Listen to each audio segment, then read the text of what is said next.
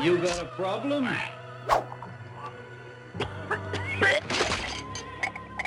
Hey everyone, my name is Jason and welcome back to Backtrack Cinema. In this review, we'll be looking at Death Wish, The Face of Death, or Death Wish 5.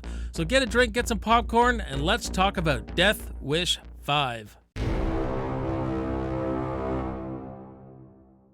Death Wish 5 was released in 1994, directed by Alan A. Goldstein, and starring Charles Bronson, Leslie Ann Down, and Michael Parks. Hey everyone, welcome back to the Death Wish 5 review. Before we get going, let me know in the comments what you think of Death Wish 5. You like it, you don't like it. Let's have a good discussion in the comments about Death Wish 5. And if you like this video, I would really appreciate a thumbs up. It really helps the channel out.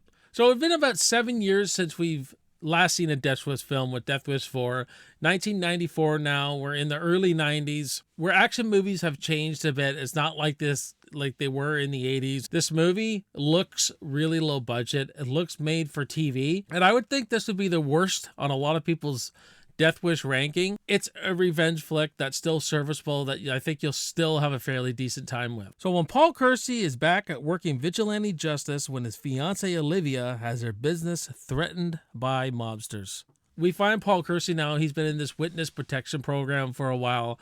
He's engaged to this new woman. She's a model. She runs her own business. She has a daughter. So he has another adopted daughter again. He's completely settled down into this life. But now we see Paul Kersey taking on mobsters and protected mobsters. These mobsters have, power of the police. They own the judges. They own the lawyers. It forces Paul to return to his vigilante ways and become the vigilante again. I do like the setup, how Paul's with this woman now and he's engaged to her. And I like how they spend a lot of time on their relationship just to get you to care about these characters.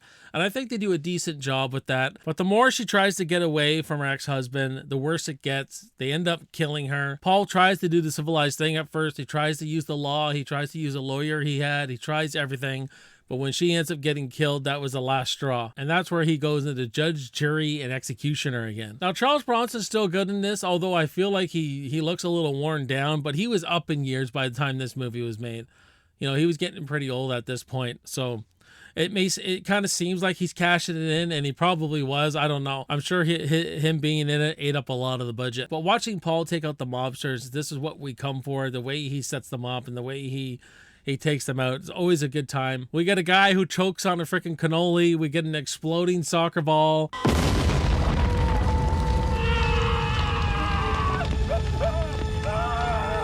Which are not the best moments from the Death Wish franchise, but I mean, they just come off across really cheesy, man. They come off really cheesy. By 1994, it just doesn't, the tone doesn't sit well. You know what I mean? Now, we get some decent acting from our character actors, and some of them, like Leslie Ann Down, the fiancée, she's pretty good, but there's some atrocious acting in this movie, mostly from the mobsters and some of the few other character actors. It's just too over the top. It's too comedic for the movie like this, I found. I was laughing more than I was getting into the movie, if you know what I mean, from just the villains.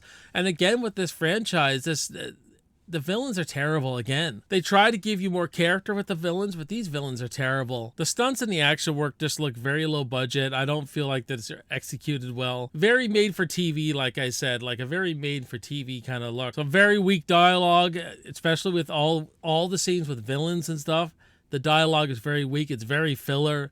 They're just saying things that have no purpose to the story. There's a lot of scenes in here that have no purpose to the story. Like, they say a lot of things that are just gags and are set up for comedic purposes that are not even funny, though. It's like really bad comedy. It's just not good. Not good at all, guys. And when Charles Bronson takes everyone out at the end and he gets away, a cop covers everything up for him. You don't see an ending scene with him and the daughter that was left to him.